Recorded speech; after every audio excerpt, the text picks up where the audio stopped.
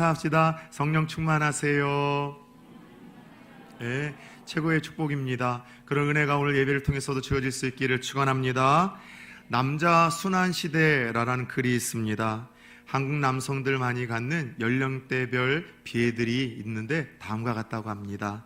20대의 비애는요, 답이 없다, 취업이 안 된다. 우리 청년들이 참 많은데 한 절반 정도가 취준생들입니다. 진짜 취업이 참 안 되고 취업의 문이 높음을 아마 우리 청년들이 경험하고 있어요. 30대 집이 없다, 고로 결혼하기가 참 힘들다. 40대 내가 없다, 가정에서도 직장에서도 이리저리 치일 뿐이다. 50대에 비해 일이 없다, 명예퇴직을 해야 될 위기이다. 60대 낙이 없다, 아무 즐거움이 없다. 한마디로 대한민국에서 사는 남성들이 저마다 힘들다고 합니다. 참 어려운 시대 속에서 벅차게 살아내고 있다고 합니다. 그런데 저는 이런 연령대별 남자들의 비애를 좀 들여다보면서 이것이 굳이 남성들만의 비애와 아픔이라고 할 수 있을까요?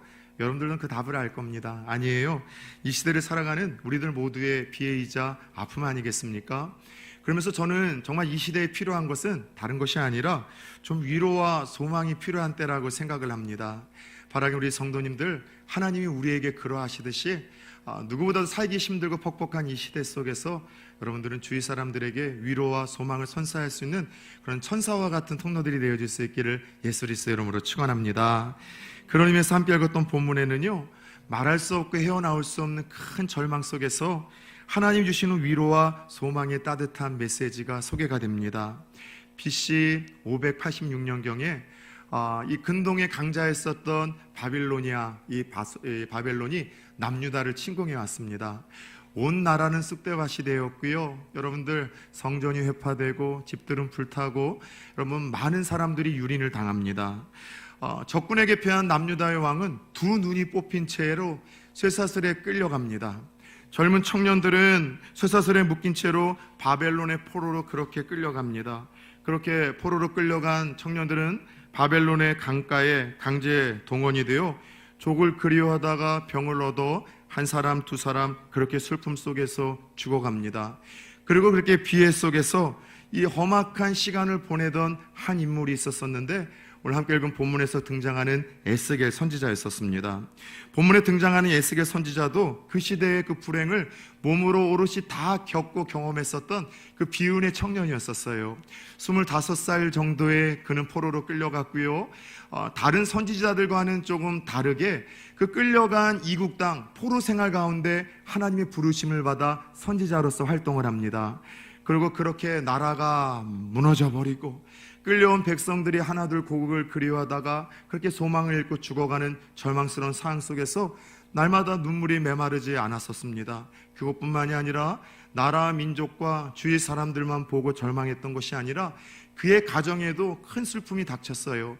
사랑했던 아내가 얼마 전에 그렇게 병을 얻어 죽어버렸고 이 에스겔은 홀로 외롭게 남겨진 상황이었었습니다. 이런 절망 속에서 나라를 보아도 시대를 보아도 자신의 가정과 자신의 인생을 보아도 그 어느 것 하나 희망을 가질 수 없었던 철저한 절망의 상황에서 울고 있던 그때에 하나님이 이 에스겔을 찾아오십니다. 그리고 하나님은 에스겔 선지자를 찾아오시어 그를 아주 이상한 한 곳으로 이끄십니다. 어떤 곳인가 하면 마치 회파되어져서 방치되어졌던 어떤 공동묘지라고 할 수 있는 그런 현장이었었어요. 새 하얗게 말라 비틀어진 뼈들이 나 뒹굴고 있는 한 이상하고 좀 무서운 그런 골짜기로 이 에스겔 선지자를 환상 가운데 이끄십니다. 다른 것이 아니라 이미 죽어서 하얗게 말라 비틀어버려진 그 뼈들의 모습이 소망 없는 이스라엘의 현실이고 그리고 소망 없이 있었던 에스겔의 현실임을 하나님이 깨닫게 하시기 위함이었습니다. 그리고 하나님은 그 절망의 상황들을 보이신 후에 갑자기 에스겔이 당혹스러울 만한 이런 질문을 던지십니다. 3절을 같이 한번 좀 볼까요? 시작. 그가 내게 이르시되 인자야 이 뼈들이 능히 살 수 있겠느냐? 아멘. 자, 하나님이 에스겔에게 던지신 질문은 이거예요. 에스겔아, 이 마른 뼈들이 다 죽어서 살점 하나 붙어있지 않고 새하얗게 비틀어진 뼈들이 다시 살아날 수 있다라고 너는 생각을 하느냐? 만약 저와 여러분들이 에스겔이라면 그리고 우리의 꿈속에서 하나님이 나타나 이런 질문을 던지신다면 여러분 솔직히 어떻게 반응하시겠습니까? 여러분들은 모르겠지만 저 같은 목사는 짜증을 냈을 거예요. 하나님 장난치십니까? 하나님이 보호하지 않아서 우리나라 망했잖아요. 하나님이 지켜주지 않아서 이 미래의 소망이라서 젊은이들이 끌려와 고국끓이와다 다 죽어가고 있잖아요.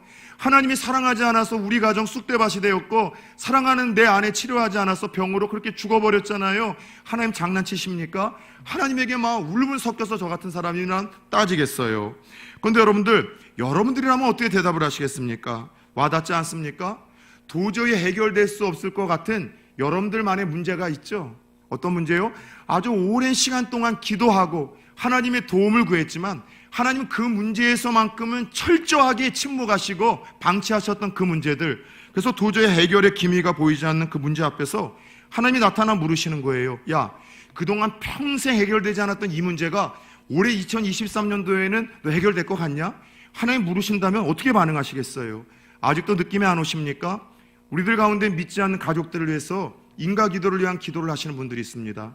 내 남편 예수 좀 믿었으면 좋겠어요. 우리 부모님 예수 좀 믿었으면 좋겠어요.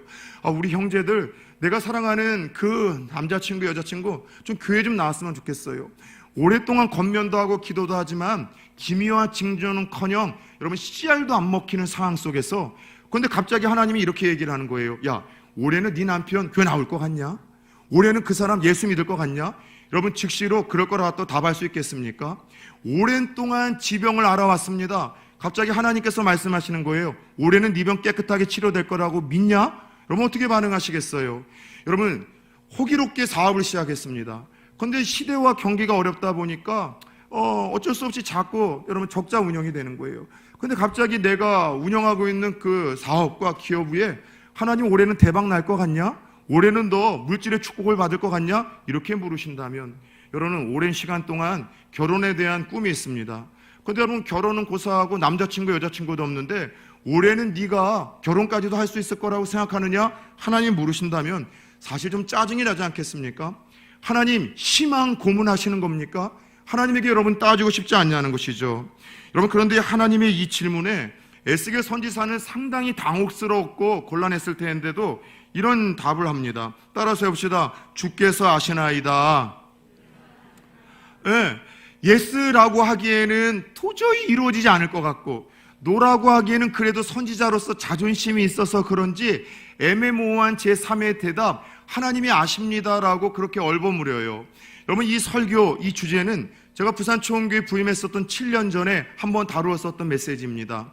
그때 저는 애매모호한 이 제3의 대답, 주께서 아신다라는 선지자 에스겔의 고백이 불신앙의 고백이라고 생각을 했어요. 그런데 계속해서 말씀을 묵상하고 또 묵상하는 가운데 이 고백은 불신앙의 고백이 아니라 현실로는 도저히 일어날 수 없는 일이지만, 그러나 하나님이라는 그 변수의 가능성을 보고 희망의 불씨를 피워보려고 하는 에스겔의 몸부림이 담겨있는 그런 간절함이 담겨있는 고백이라는 것을 느낀 거예요.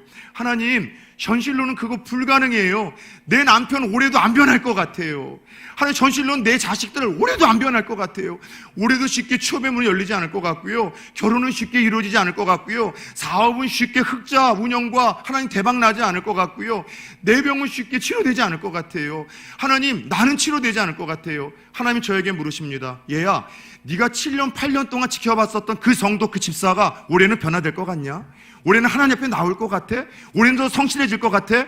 여러분 저는요 하나님께 대답 못하겠어요. 목사님, 하나님 앞에서 제가 보였던 그것 하나님 앞에서 어떻게 생각하시냐고 묻는다면 저는 솔직하게 하나님 힘들 것 같아요. 그러나 하나님 나도 변화시키셨던 하나님이라면 하나님 하실 수 있지 않겠습니까? 에스겔이 그 고백하는 거예요. 불가능해 보이고 이루어질 수는 없는 일이지만 하나님의 손에 달려 있습니다. 하나님이 하고자 하신다면 얼마든지 될 수 있는 일 아니겠습니까? 그러니 하나님 무언가 좀 조치 좀 취해주시지 않겠습니까? 라는 절박함이 담겨있는 그 고백이 주께서 아신다라는 이 고백이라고 할 수 있겠죠. 여러분 궁금한 것은 왜 하나님이 절망 가운데 있었던 에스겔에게 더 낙심이 될 만한 이 마른 뼈의 환상을 보여주시고 왜 이러한 희망 고문을 듯한 이런 질문을 던지셨던 것일까요? 다른 것 아니에요. 먼저는 그저 에스겔을 위로하고 격려하고 싶어서 하나님이 오셔서 말 걸어주신 거예요. 여러분 그럴 때 있지 않습니까?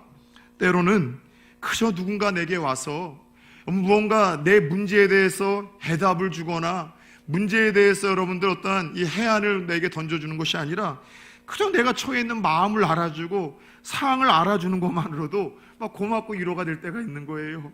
너 요즘에 참 많이 힘들지? 그것 때문에 많이 속상하지? 아, 그랬구나. 네 마음이 그랬구나. 상황이 그렇구나. 다른 얘기 아니라 그냥 내가 처해 있는 그 마음 하나를 알아주고 이해해 주는 것만으로도 막 위로가 되고 치료가 될 때가 있는 거예요.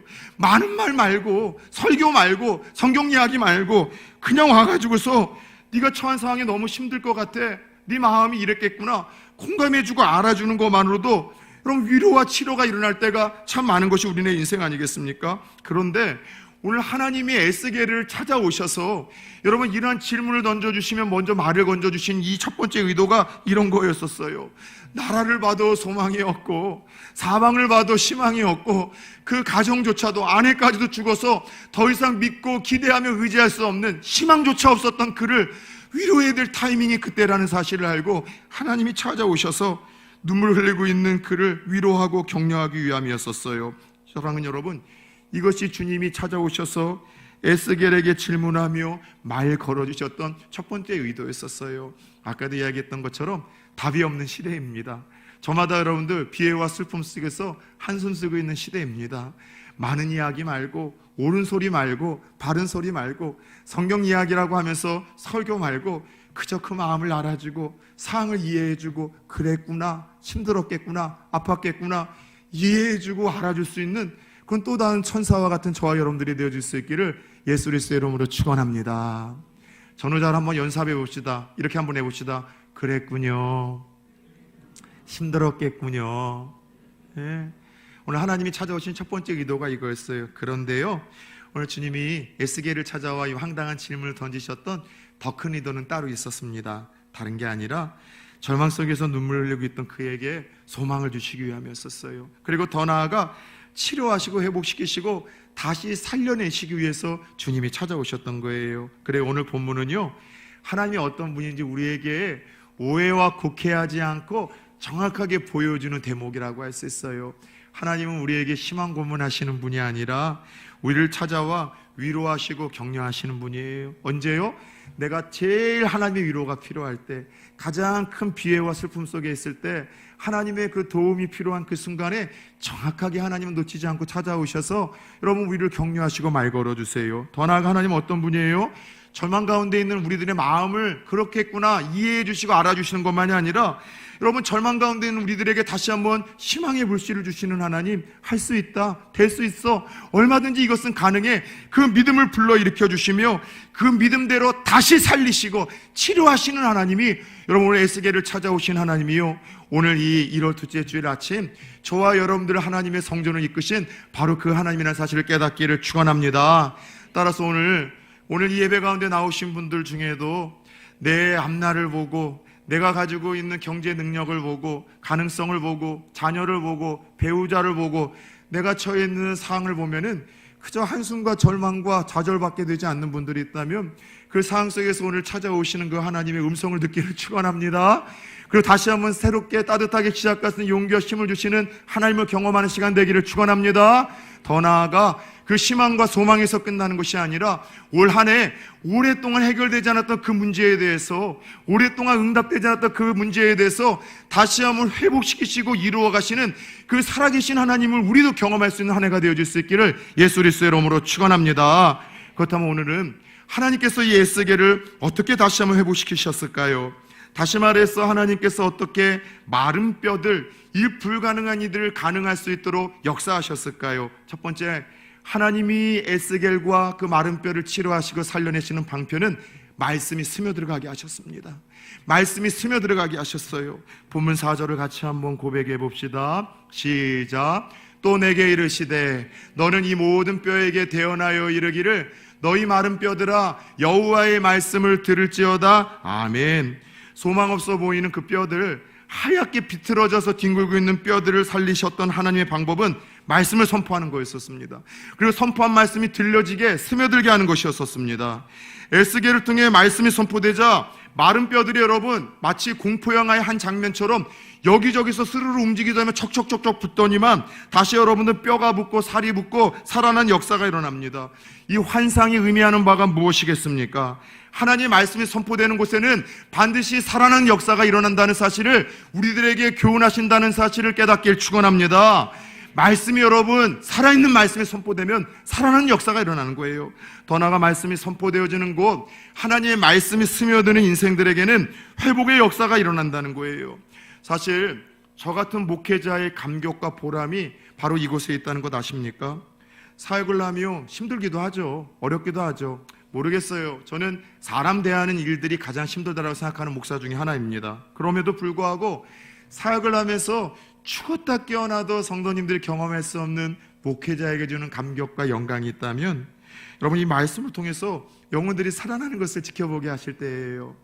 이런 대예배를 통해서 혹은 어떠한 신방 예배를 통해서 혹은 1대1의 상담을 통해서 성령이 주시는 감동 하나로 말씀 하나를 주거나 그렇게 들려줬는데 그 말씀 한 절이 그 사람을 다시 살리는 거예요. 다시 일으키고 치료하고 더 빛나게 만들고 무언가 이전과는 전혀 다른 인생으로 하나님 변화시키는 거죠. 어둡던 표정이 밝아지는 거예요. 처졌던 어깨가 여러분들 다시 펴지기 시작하고 흔들리던 무릎이 다시 한번 굳건히 세워지기 시작하고 여러분 무언가 힘을 얻고 다시 한번 여러분 하나님 앞에 달려가는 모습을 보게 됩니다. 혹은 그렇게 특별히 예상하지 못했던 어느 한날에 내게 주신 그 말씀을 통해서 이런 은혜와 하나님이 이런 회복과 치료의 역사가 있었다라고 소망 가운데 문자나 편지로 간증하시는 분들을 볼 때마다 여러분 말씀의 능력을 실감하게 됩니다. 하나님의 말씀은 살았고 운동력이 있어 좌우에 날선 어떤 곰보다도 예리하여 혼과 영과 관절과 골수를 찔러 쪼개기까지 하며 그 마음의 생각과 뜻을 감찰하나니 살아있는 하나님의 말씀의 능력이 무엇인지를 실감하게 하시는 거예요. 여러분 그런데 이런 말씀이 바르게 선포되어질 때 살아나는 역사가 일어나고 말씀이 여러분 들려지는 곳, 다시 말해서 스며들어가는 곳에 치료와 회복의 역사가 일어난다는 것을 누구보다도 잘 아는 이들이 있습니다. 누굴까요? 목사가 아니라 장로나 권사나 집사가 아니라 죄송하지만 여러분 우리의 원수 대적이라고 할 수 있는 마귀와 사탄이 이 말씀의 능력을 오늘날 목회자와 성도들보다도 훨씬 더 알고 고백하고 있다는 것 알고 계십니까? 문제는 하나님의 말씀이 들려지기만 하면 선포가 되고 스며들기만 하면 이렇게 이전과는 전혀 다르게 살아나고 치료가 되는 역사가 일어나다 보니 마귀가 하는 일은 뭐냐면 모든 목숨을 걸고 이 말씀이 들려지지 않게 하는 거예요. 강단에서 주의 종을 통하여 살아있는 진리의 말씀이 선포가 되지 못하도록 입을 막는 것이고요. 성도들에게는 어찌하든 그 진리의 말씀이 선포가 되더라도 그의 심령에 그 말씀이 스며들지 못하도록 잘 박힌 목과 같이 그 심령을 꽉 박아 흔들리지 않는 견고한 인생으로 만들지 못하도록 마귀는 모든 수단과 방법을 통해서 오늘 이 시대도 역사하는 것이 우리 영적 여러분 이 삶의 실상입니다. 말씀을 들을 때마다 집중하지 못하게 만드는 거예요. 계속해서 무언가 불안하게 만들고 여러분 시선을 빼앗기게 만들고 자꾸 무언가 의심하게 만드는 거예요. 평상시에는 팔랑귀라 다른 세상 사람들의 말은 다 듣고 옆집 아줌마 아저씨의 말들은 다 믿는데 하나님의 말씀만큼은 자꾸 믿지 못하고 의심을 합니다. 말씀 앞에서는 평가를 하기 시작합니다. 심지어 내 감정과 부딪히는 말씀, 내 고집과 부딪히는 말씀, 내 자존심과 부딪히는 말씀 앞에서는 말씀과 대적을 하고 있습니다. 말씀을 전한 목회자의 관계를 깨트립니다.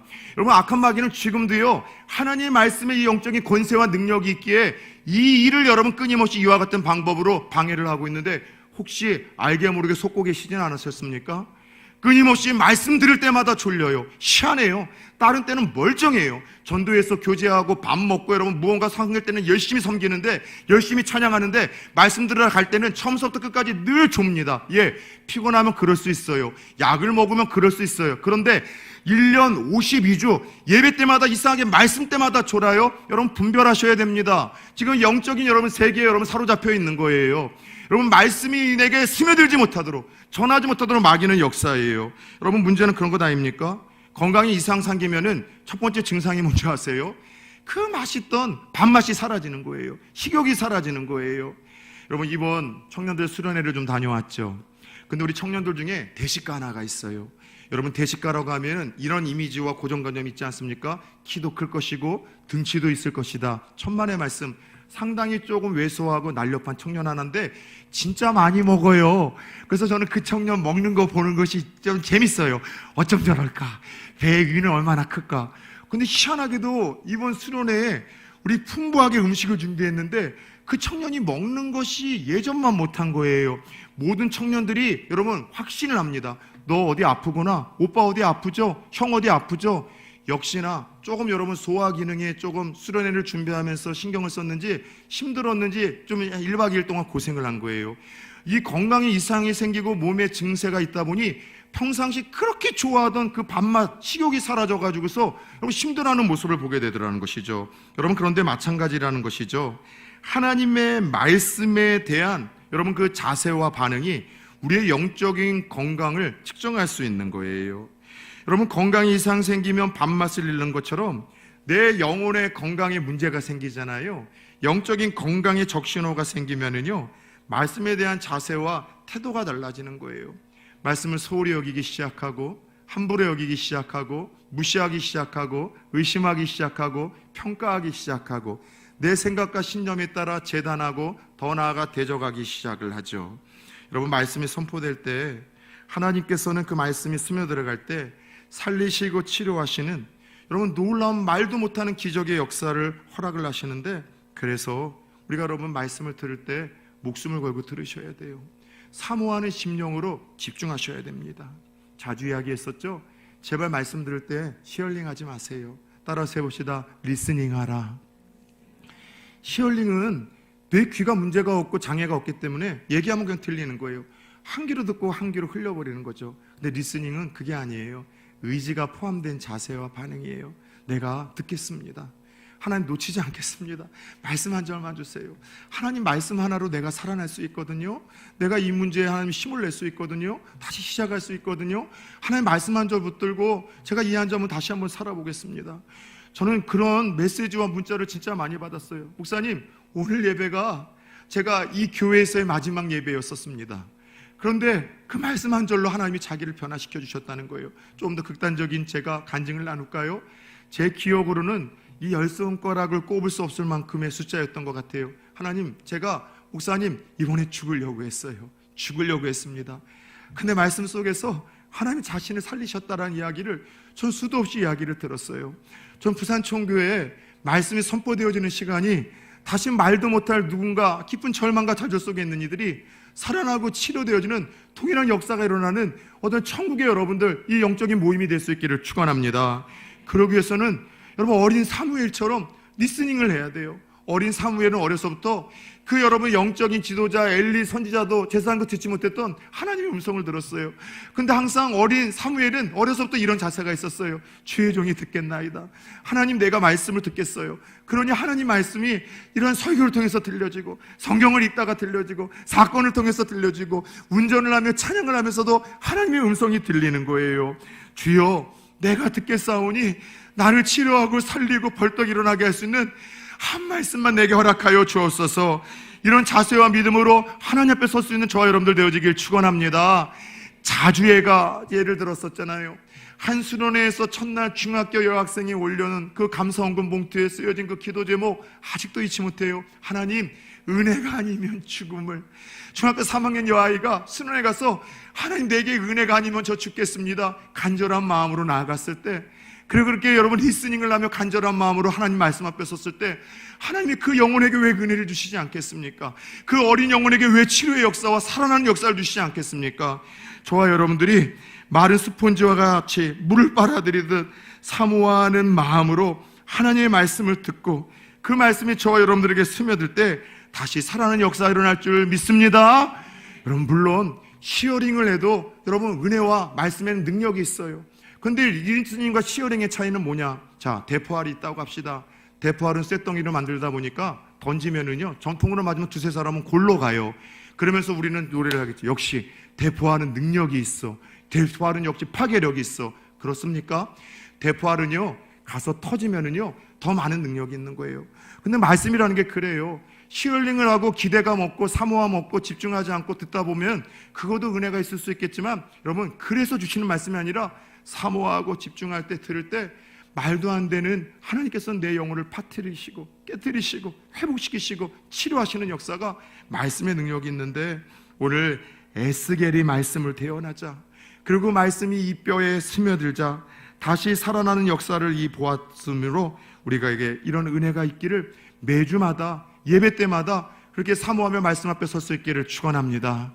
성경을 읽을 때에도 하기 전에 기도하세요.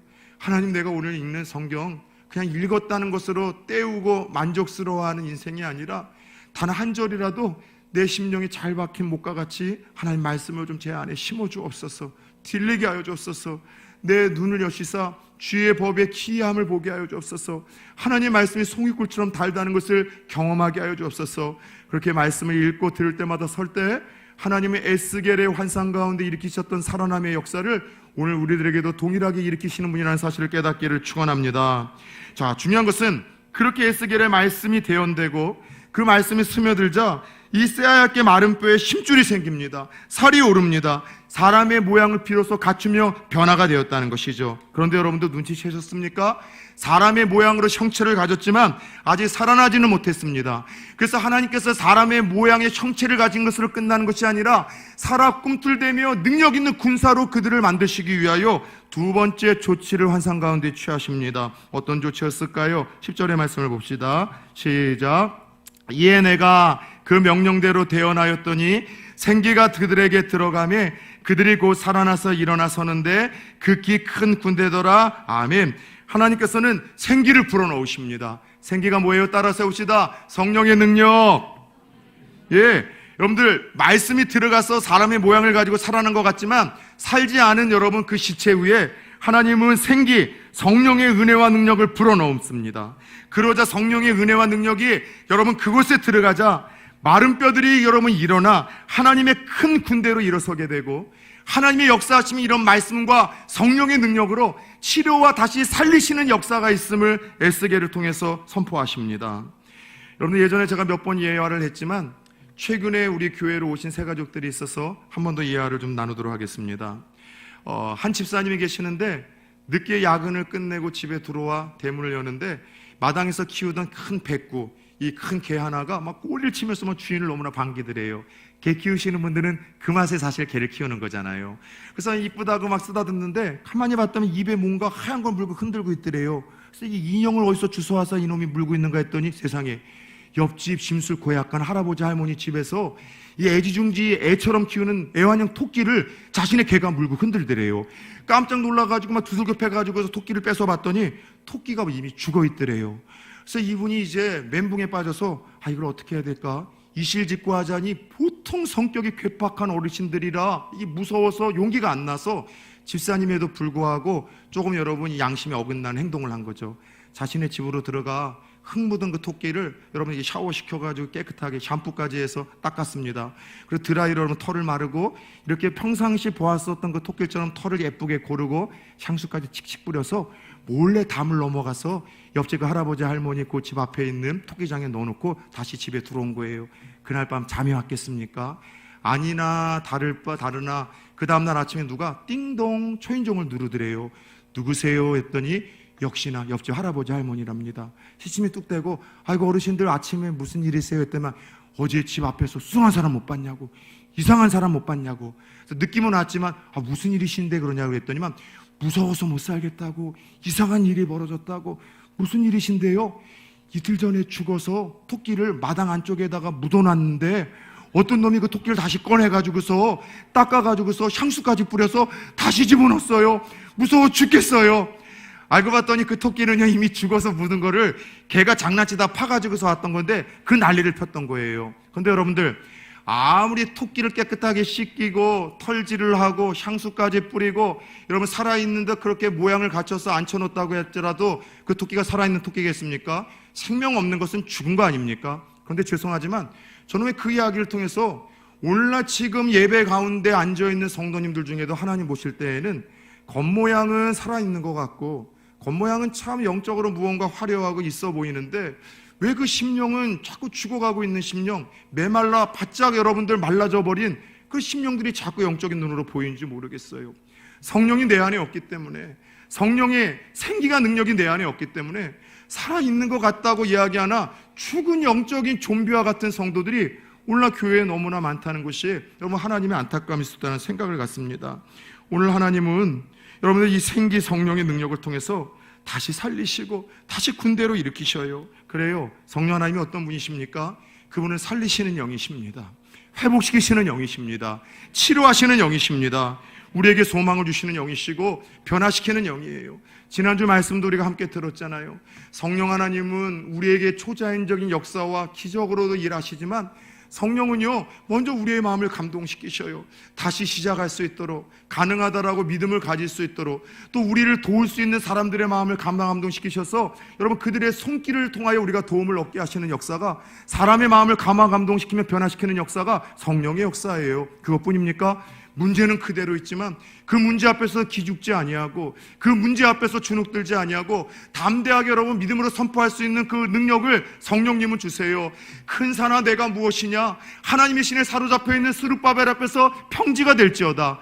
여전히 씨알도 먹히지 않는, 믿지 않는 남편, 자녀들, 내 건강의 문제, 경제적인 문제, 내 상황의 문제, 그 문제는 그대로 있지만 어느 순간 성령의 은혜가 우리 가운데 가득 여러분 채워지면은요, 그 문제가 하찮아 보이는 거예요. 이까짓 것쯤 하나님이 개입하시면 얼마든지 변화될 수 있다. 얼마든지 저 강박한 마음 깨트릴 수 있다. 이 문제 해결될 수 있어. 나도 할 수 있어. 성령께서 그 능력을 주시는 거예요.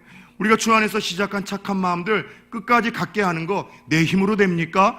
선한 일, 아름다운 일 끝까지 유지하는 것은 인간의 힘과 노력과 의지로 되는 것이 아니라, 여러분 결단으로 되는 것이 아니라 은혜와 성령의 능력으로만 되는데, 여러분 그 은혜와 성령의 능력으로 우리에게 채워주시고 하여 성령님은 우리와 함께하자라고 날마다 속삭이시며 초청을 한다는 것이죠. 그래서 우리를 회복시키시는 분, 다시 살리시는 분, 다시 일하게 하시는 분, 다시 믿음으로 뛰어가게 하시는 분, 다시 우리에게 소망을 주시고 변화시켜 주시는 이 일을 위해서 하나님은 에베소 5장 18절을 통해 올 한해 이 말씀 주셨다니까는요, 술 취하지 말라. 술 취하지 말래요. 술 취하면 패가 망신합니다. 술 취하지 말래요. 술 취하면 영원히 살아날 수 없습니다. 술 취해도 천국은 갈 수 있어요. 구원받을 수 있어요. 술 취하면 패가 망신을 하는 거예요. 영혼이 날마다 죽어갑니다. 그래서 너희는 따라서 해서 오직 성령의 충만함을 받으라.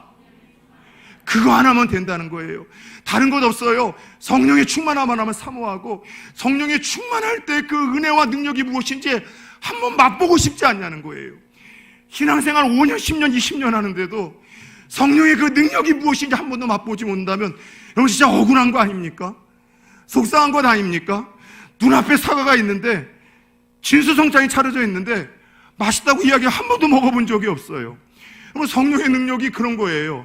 우리에게 충만하면, 사로잡히면, 지배를 당하면 이전에 경험할 수 없던 놀라운 평안이 임하고 기쁨이 평안이 임하고, 문제가 있어도 담대함이 있고 내 삶으로 할 수 없는 일들을 하나님이 이루어 가시는 것을 목도할 수 있고, 나 자신을 변화시켜가는 그 하나님의 놀라운 체험을 한다고 이야기하지만 우리는 말로써 끝일 뿐이라는 것이죠. 그래서 여러분들, 성령님은 다른 것 아니에요. 오직 올 한해 오직 성령의 충만함을 받고 구하라고 이야기를 합니다. 사랑하는 여러분들, 올 한해 오직 성령의 충만함을 받으시기 축원합니다.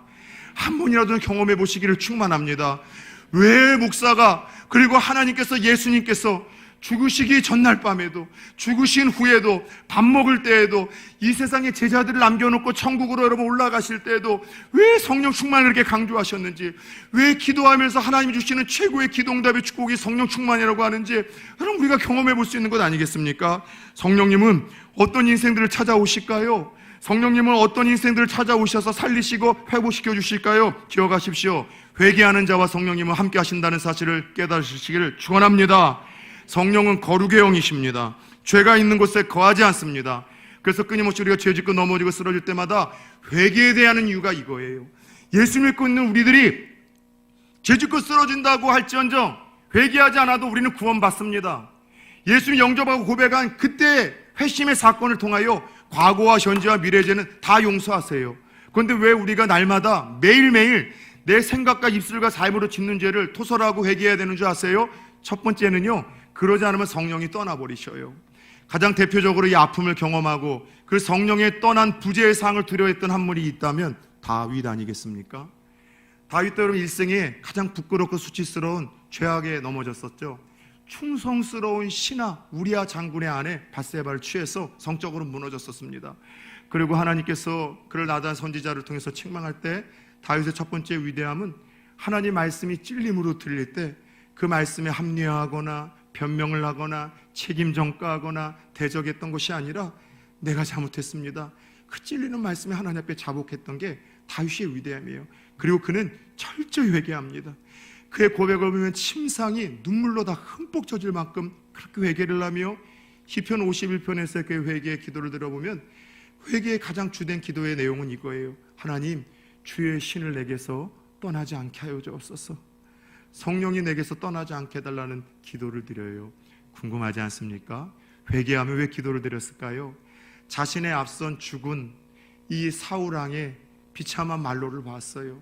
보잘것없었던, 별 볼 일 없었던 사울왕에게 하나님의 신이 함께 했을 때 그 평범한 범인이 하지 못했던 위대한 일을 이루시는 그 하나님, 나라를 평안케 하시고 대적들을 이기게 하시고 승승장구게 하셨던 그 하나님, 그러나 시기와 질투에 빠져서 이 광기에 서려서 그렇게 불순종하다가 성령이 떠나갔을 때 그 사울왕의 비참한 말로를 정신병에 걸리고 무언가 불안해하고 그렇게 하나님과 멀어지다가 끔찍하게 죽었었던 사울왕의 모습이 다윗에게 너무나 선명했던 거예요. 그래서 하나님, 무엇보다도 내가 넘어지고 쓰러지더라도 성령이 떠나지 않게 하여 주옵소서. 산 여러분들, 넘어질 때 있습니까? 쓰러질 때 있습니까? 괜찮아요. 의인은 죄를 여러분 한 번도 안 짓는 사람이 아니라 7번 넘어질지라도 어떻게 한다고요? 다시 일어나거니와. 다시 넘어지고 쓰러질 때마다 성령을 붙들고 예수의 십자가 붙들고 회개하고 고백함으로 여러분 우리의 심령이 깨끗할 때 그때 성령께서 우리와 함께 하시고 우리의 생각 속에 머무시고 마음 속에 머무시고 인격을 사로잡아 주시고 보고 듣고 말하는 것을 장악해 주신다는 사실을 깨닫기를 축원합니다. 더럽고 추한 것으로 가득한 곳에 성령은 거하지 않으세요. 날마다 고백하세요. 성령님, 내 머릿속에 음란하고 악한 생각들, 교만한 생각들, 그리고 하나님 시기하고 질투하는 마음들, 인격이 병들고 생각이 병들었습니다. 부정적인 것들 다 뽑아내 주시고 성령님 내 안에 들어와 주옵소서.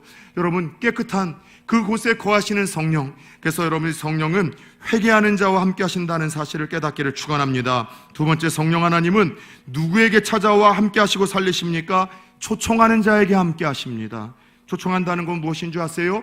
날마다 그분의 도움을 필요로 한다는 거예요. 그리고 도움을 요청한다는 것입니다. 성령님은 인격적인 분이세요. 그래서 여러분, 간헐적으로는 원하지 않고 요구하지 않아도 찾아가셔서 생각을 비틀어 버리시고 마음을 깨트리셔가지고서 그분의 뜻에 순종하게 하실 때도 있지만, 보편적인 그분의 역사하심은요, 인격적이신 분이라 우리가 원하고 바라고 요구할 때 찾아오시는 분이죠. 저는 성령 하나님에 대해서 공부하면서 왜 이상하게도 7살, 8살 때 보았었던 아주 오래된 애니메이션의 주제가가 떠올랐는지 몰라요. 조기교육의 이 그 위대함은 참 무섭습니다. 제가 여러분 1부 때도 이 노래 부르다가 웃었어요. 왜 웃었는가 하면 여러분 몇십 년 동안 한 번도 안 불러봤던 노래가 지금도 고백되어지더라고요. 여러분, 짱가라라는 혹시 애니메이션 기억하시는 분들 있습니까? 어디선가 누군가에 무슨 일이 생기면 으짜짜짜짜 짱가 엄청난 기운이 틀림없이 생겨난다. 그래서 어디선가 누군가에게 무슨 일이 생기는 걸 알고 그 사람의 도움이 필요하면 항상 적절한 때에 가서 힘을 주고 도움을 주고 해결해 준다는 게 이게 짱가의 주제각인데, 여러분 성령이 그런 분이세요. 근데 그냥 오시는 분이 아니라 내 연약함을 알고 내 한계를 알고 내 부족함을 알기에 내 힘으로 할 수 없어서 성령님 나 좀 도와주세요. 내 생각 좀, 내 마음 좀, 내 보고 듣고 말하는 거 좀 지배해 주세요. 통치해 주세요. 때마다 일마다 의지하고 초청하는 그에게 성령님이 다가오신다는 거예요. 이 성령이 인격적이신 분이라는 게 어떤 분인 줄 아세요? 저는 함부로 싫은 소리 안 합니다.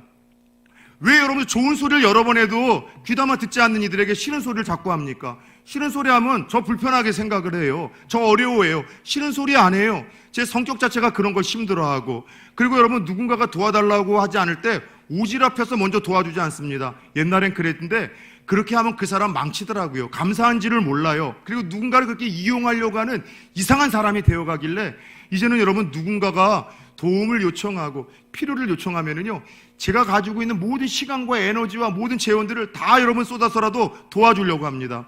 근데 이런 비인격적이고 연약한 목사하고는 비교도 안 될 만큼 성령님은 그런 분이에요. 우리가 도움을 요청하잖아요. 수도 없이 넘어지고 쓰러지고 범죄했었던 정말 그런 일을 할지라도 성령님은 도움을 요청하면 찾아가세요. 그래서 이전보다 더 나은 사람으로 변화시키시고 다시 시작과 힘을 주시고 능력을 주시고 내가 하고 있는 일들을 잘 처리할 수 있도록 지혜를 주시고 명철을 주시고 담대함을 주시고 말도 안 되는 방법으로 상황과 또 다른 이들의 마음을 감동시키셔서 안 될 일들을 되게 하시는 이, 안 될 놈을 되게 만드시는 이가 성령 하나님이십니다. 사랑하는 여러분들, 기뻐함으로 초청하고 의지하고 고백하고 기도할 때 찾아오시는 분이 성령님이라는 생각을 기억하며, 사랑하는 여러분들, 매일매일 다시 한번 반복합니다. 성령님을 초청하십시오. 성령님, 오늘도 제 생각을 좀 다스려 주세요. 하나님, 부정적인 생각 뽑아내 주시고, 하나님 악한 계획들 뽑아내 주시고, 불신앙적인 생각 뽑아내 주시고, 성경적인 생각, 긍정의 생각, 믿음의 생각 갖게 해주세요. 성령님, 제 마음과 의지를 붙들어 주세요. 시기하고 질투하는 마음 뽑아내 주시고, 열등감과 상처, 하나님 자기 연민 뽑아내 주시고, 나 자신이 얼마나 존귀한 자인지를 주님의 눈으로 보게 하여 주시옵소서. 평안케 하시고 기쁨을 허락하여 주시옵소서. 성령님, 일을 할 때마다 제가 열심은 있고 열정은 있는데 지혜롭지 못해서 일을 그르치고 인정을 받지 못합니다. 일머리를 주시고 일처리를 잘할 수 있는 다니엘의 영을 내게 주셔서 하나님의 신에 충만한 사람으로서 일을 잘한다는 이야기를 믿지 않는 사람들에게도 듣게 하여 주시옵소서. 성령님, 내 입술에 좀 파수꾼 세워주세요. 맨날 원망 불평하고 미련함 쏟고 상처 주는 입술이 아니라 말 한마디라도 학자의 혀를 통해서 하나님께서 주시는 그 이야기처럼 누군가에게 갈 길을 좀 보여주시고 치료하고 살려내고 회복시키시는 능력의 입술이 되게 하여 주옵소서. 매일매일 매 순간마다 다시 한번 또 구하고 또 구하심으로 말미암아 그때마다 오셔서 내 생각을 사로잡아 주시고 마음을 사로잡아 주시고 보고 듣고 말하는 것을 통제하시고 지배하시고 우리와 함께 하셔서 내 심과 내 한계로 할 수 없는 것을 뛰어넘게 하시고 볼 수 없는 것들을 보게 하시고 할 수 없는 것들을 하게 하시며 비상케 하시는 그 성령을 정말 진하게 체험하고 경험하고 만날 수 있는 주인공들 되어지기를 축원합니다. 언젠가도 이야기했듯이 미국 라스베거스와 LA 사이에 그 데스밸리라는 곳에 일어나는 일 한번 이야기해드렸잖아요. 죽음의 계곡, 풀 한 폭이 나지 않는, 몇십 년 동안 비가 오지 않아서 정말 메마를 대로 메말라서 우주 영화를 찍으면 외계 행성의 여러분 배경으로 쓰이는 그런 여러분 장소가 데스밸리예요. 그런데 가끔씩 간헐적으로 한 20년에서 30년 그 사이에 비가 한 번씩 훑고 지나가면 그 비가 잠깐 스쳐 지나가고 비가 스며들면 어디서 여러분이 일이 났는지 다시 여러분들 풀이 자라고 꽃이 피기 시작하는 놀라운 생명의 역사가 일어난다는 거예요. 마찬가지로 우리의 심령도 여러분들 메마를 수 있어요. 죽을 수 있어요. 그러나 성령께서 우리에게 생기를 불어 넣어주시고 함께 하신다면 죽은 우리의 심령도 살아나는 줄 믿습니다. 죽은 우리의 가족의 심령들도 얼마든지 살아날 수 있는 줄 믿습니다. 사랑하는 여러분, 하나님은 어떤 분이세요? 불가능이 없으신 분이세요. 그런데 더 놀라운 것은 그 하나님이 우리의 비애와 슬픔과 아픔을 아시고 적절한 때에 찾아오셔서 위로하시는 분이십니다. 그리고 위로하는 것으로 끝나는 것이 아니라 그분이 가지고 있는 그 놀라운 능력으로 그 모든 문제를 다시 치료하고 해결하시고 살려내기를 기뻐하기를 원하시는 하나님이십니다. 그 하나님은 말씀이 우리에게 스며들게 하심으로 살려내십니다. 성령의 능력이 스며들게 하심으로 살려내시고 치료하고 회복시키시고 이겨내게 하십니다. 오늘 마른 뼈를 살리사 큰 군대로 세우신 하나님의 은혜와 능력이 이 한 주를 살아가는 저와 여러분들에게 넘쳐날 수 있기를 예수 그리스도의 이름으로 축원합니다.